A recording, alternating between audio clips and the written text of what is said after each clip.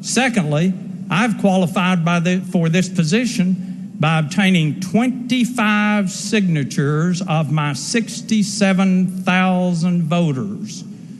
That's far less than 10%. I want to make clear that utilities are not affected in this bill. Did everyone get that? Remember that the state law says that the utilities are separate from the cities. They must be ratepayer financed and based, and tax money may not go into the utilities. Will they be affected to some degree? Certainly, because if a municipality is providing services outside their city limit, they're under no obligation to do so, although they are allowed to do so. In addition to that, they're allowed to charge a surcharge for those services provided wherein those parties do not live within the city. As I handled the annexation bill from 2012 through 2014, I traveled all the way from Kingsport to Shelby County and all sites and parties in between. The cities that are chosen: Johnson City, Kingsport, Knoxville, Chattanooga, Cornersville, Tennessee, and Memphis, Tennessee, were the areas that I had constant follow-up from. Continually, these people told me nightmares about annexation and how it affected their lives. If you're not from one of those 6 cities, I did not have calls from your area. Let's talk first about Johnson City. Johnson City, like every other city in this bill, heard about this bill and contacted me and said, who wants out? I said, the citizens of Gray, Tennessee want out. They said, will you agree if we de-annex them to let us out of the bill? I said, you need to contact your representatives in your area.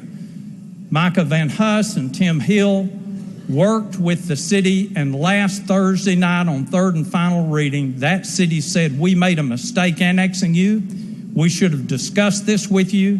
We should not have pulled you in without your advice and consent. We apologize. You were released from the city. Let me tell you something. Those people in Gray, Tennessee now have a respect for their city government they could have never had.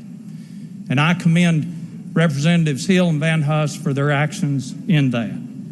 Kingsport, Knoxville, Chattanooga, Cornersville.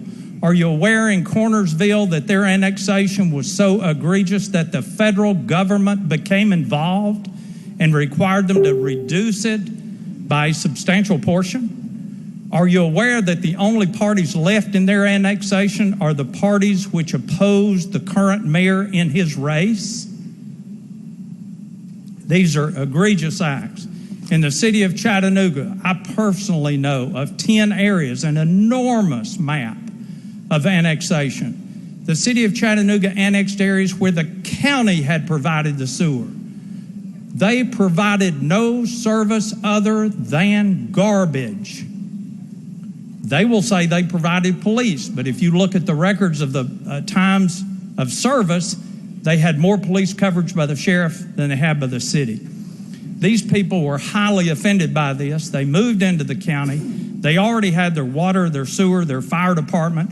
They had everything they needed. It is very difficult to describe to them this was anything other than a land grab.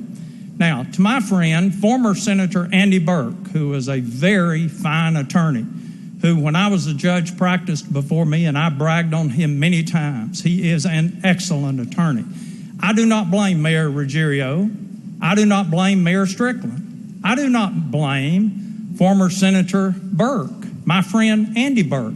These annexations were done prior to their taking office, and in our area are almost always done in the 7th year of an 8-year term for the behalf of the incoming mayor.